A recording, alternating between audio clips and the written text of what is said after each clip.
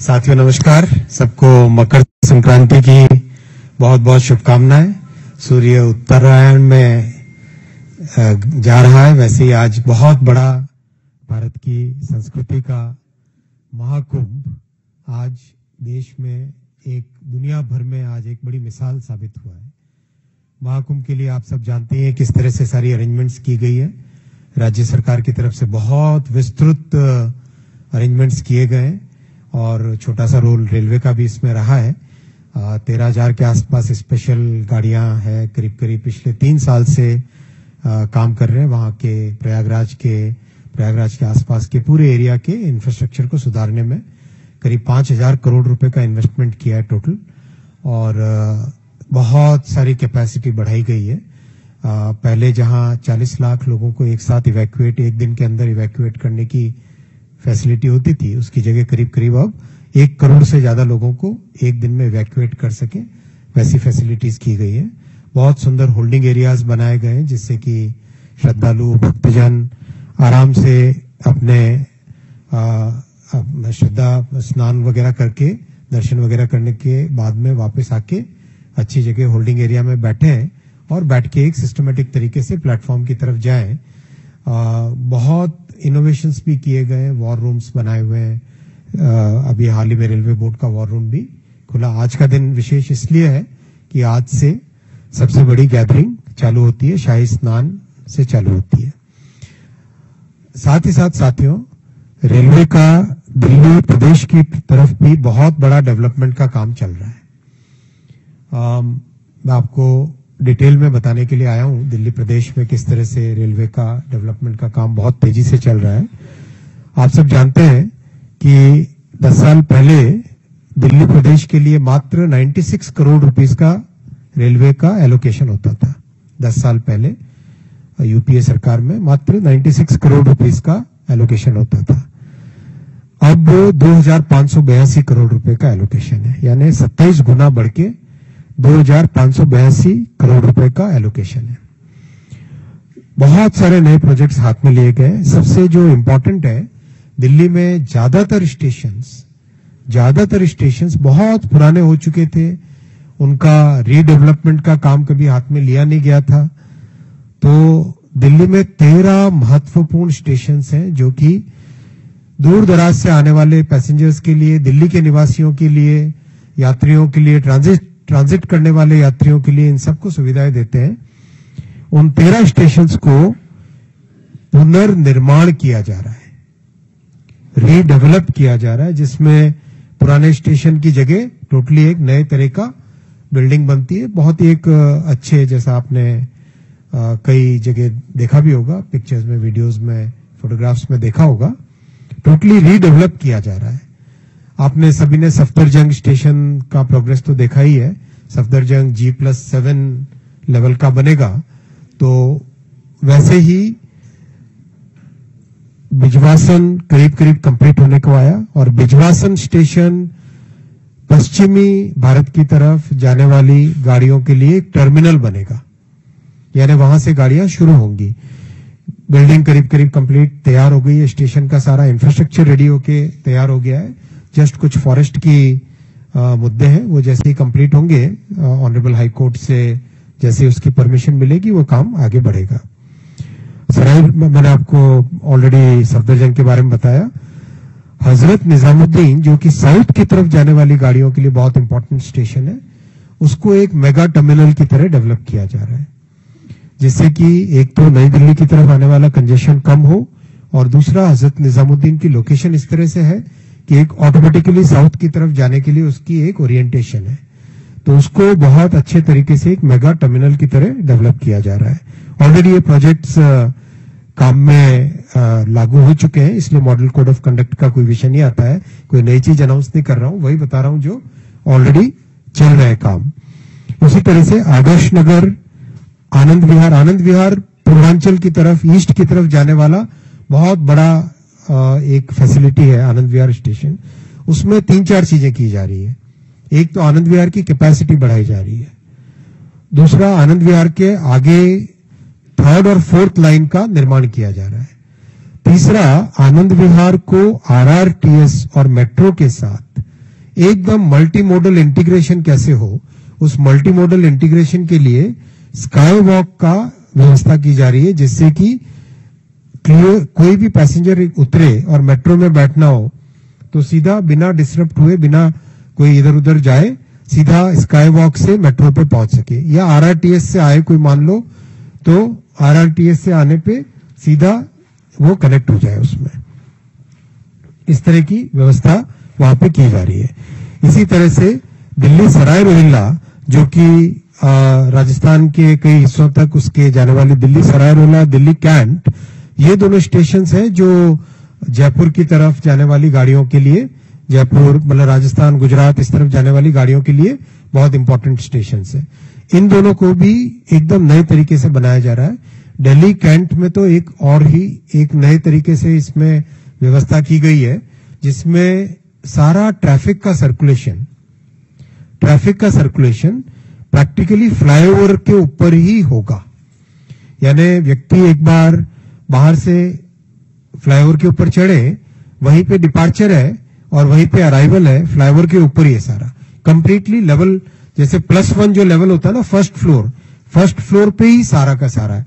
यानी वहां पे जमीन की कमी बहुत थी, वहां पे लैंड अवेलेबिलिटी सीरियसली कंस्ट्रेंट थी, इसलिए वहां पे डिजाइन इस तरह से किया गया कि टोटली प्लेटफॉर्म को एक तरीके से फर्स्ट फ्लोर पे ले आए, जिससे कि कंप्लीट सर्कुलेशन फर्स्ट फ्लोर पे ही होगा। मतलब गाड़ी वहीं पे अपने यात्रियों को उतारेगी और फिर बाद में गाड़ी मतलब कार से जो भी आए मान ले, या 2 व्हीलर से आए, 3 व्हीलर से आए, फर्स्ट फ्लोर के लेवल पे ही सर्कुलेट करके चले गए वहां से।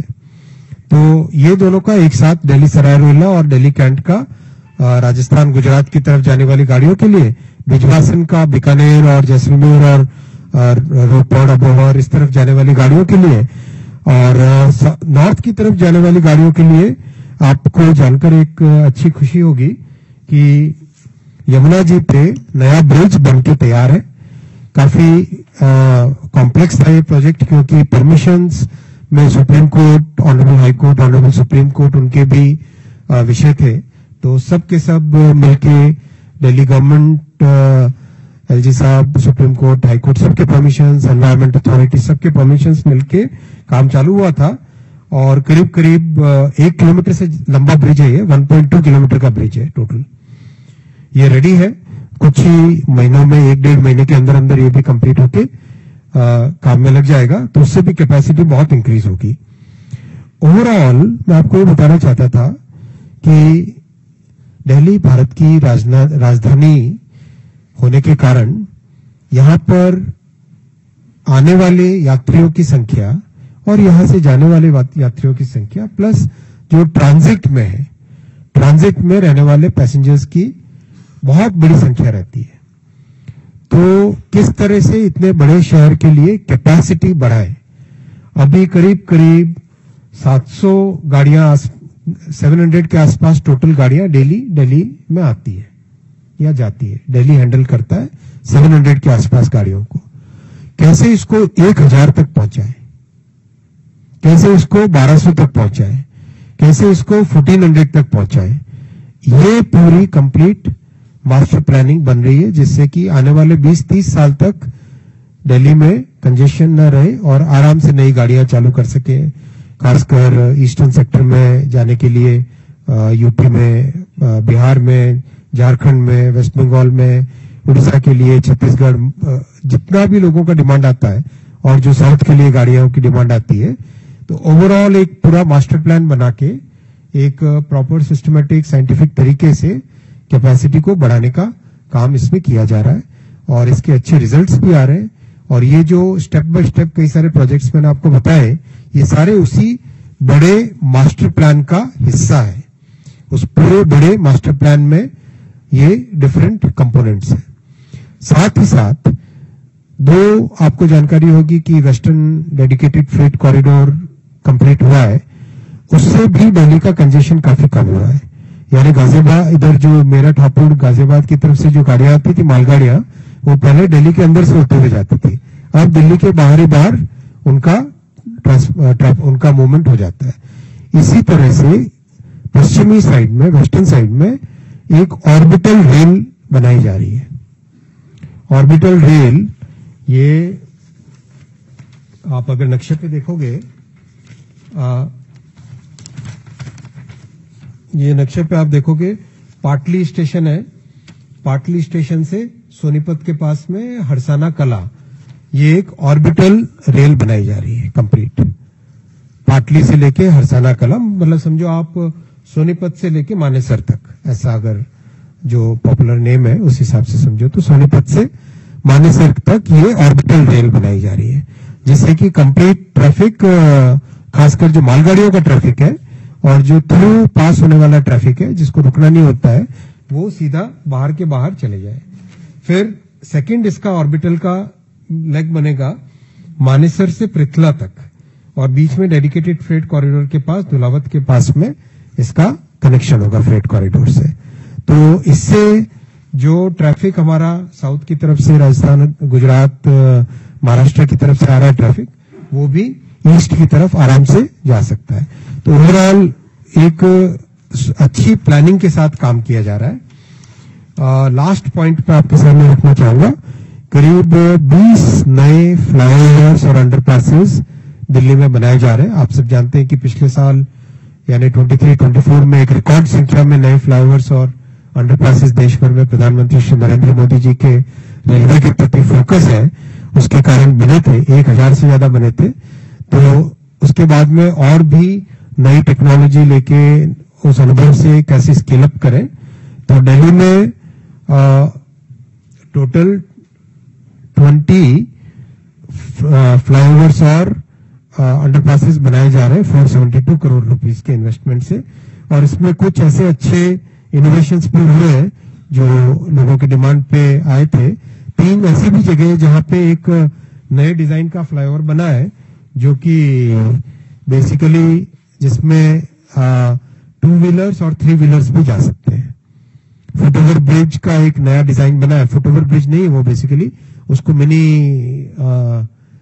मिनी ब्रिज भी कहा जा सकता है, कोई नया नाम दे सकते हैं, लेकिन उसमें 3 व्हीलर्स और 2 व्हीलर्स आराम से जा सकते हैं और व्यक्ति पैदल भी आराम से जा सकता है। कुछ साइट के फोटोग्राफ्स बताना चाहूंगा। ये ओवरऑल आपके सामने मैं रखना चाहता था कि किस तरह से रेलवे का दिल्ली के विकास में बहुत बड़ा ओवरऑल एक रहेगा। साथ ही साथ जो रेलवे की कॉलोनीज में रहने वाले हमारे कर्मचारी हैं, उनके लिए भी एक रेगुलर मैकेनिज्म बना है, जिसमें उनकी कंप्लेंट्स एवरी वीक एक सीनियर लोगों की टीम बैठती है, उनकी प्रॉब्लम सुन के सॉल्व करने का। ओवरऑल ये बिजवासन का डिजाइन है, ये बिजवासन स्टेशन का डिजाइन है कंप्लीट, किस तरह से बन रहा है वो, और करीब करीब बन के रेडी हो चुका है ये। जैसे ही ये इसका साइट फोटोग्राफ है, कॉन्कोर्स लेवल तक का अभी जो काम चल रहा है, साइट मतलब मेजर जो टेक्निकल काम है वो सारे कंप्लीट हो चुके हैं इसके, और स्ट्रक्चरल स्टील के काम और ये सब करीब करीब, ये सफदरजंग की बिल्डिंग का एग्जिस्टिंग जो काम हो चुका है कंप्लीट होके करीब करीब हुआ, और साथ ही कई सारे ऑफिसेस के लिए जो स्पेस बनेगी सफदरजंग में, वो इस तरह की बनेगी। ये ओवरऑल सफदरजंग का टोटल फाइनल शेप ऐसा होगा, सफदरजंग स्टेशन का फाइनल शेप ऐसा होगा, इस तरह से बनेगा सफदरजंग। इसके अलावा भी बहुत सारे प्रोजेक्ट्स हैं। न्यू दिल्ली स्टेशन का भी एक काम ऑलरेडी चालू हो चुका है, दूसरे काम के लिए ऑनरेबल हाई कोर्ट में ट्रीज से रिलेटेड परमिशंस के लिए अप्लाई किया हुआ है। जैसे ही परमिशन मिलती है आगे उसमें बढ़ जाएंगे। न्यू दिल्ली का ही बोल रहा हूँ, उसमें एक काम तो ऑलरेडी चालू हो चुका है, उसमें एक साइड से तो काम ऑलरेडी चालू हो चुका है, और जो बाकी दूसरे साइड की बिल्डिंग्स हैं उसके लिए ट्री की परमिशंस करीब 700 या 800 पेड़ है शायद, तो उसका एक परमिशन का प्रोसेस है पूरा, वो प्रोसेस ऑलरेडी फॉलो अप हो रहा है। मैं लास्ट पॉइंट रखना चाहूंगा आपके सामने कि अरविंद केजरीवाल जी ने अभी कुछ 2-3 दिन पहले शकूर बस्ती जाके कहा था कि रेलवे ने इन झुग्गियों का टेंडर कर दिया है। मैं आपको बहुत स्पष्ट तौर पे कहना चाहता हूं कि ऐसा कुछ भी नहीं हुआ है। वो अशुद्ध, एकदम प्योरली उन्होंने एक तरीके से फैक्चुअली इनकरेक्ट बात कही थी। ये शकूर बस्ती की झुग्गी झोपड़ी का क्लस्टर है। इस नक्शे पे अगर आप देखो तो ये झुग्गी झोपड़ी का क्लस्टर है शकूर बस्ती की।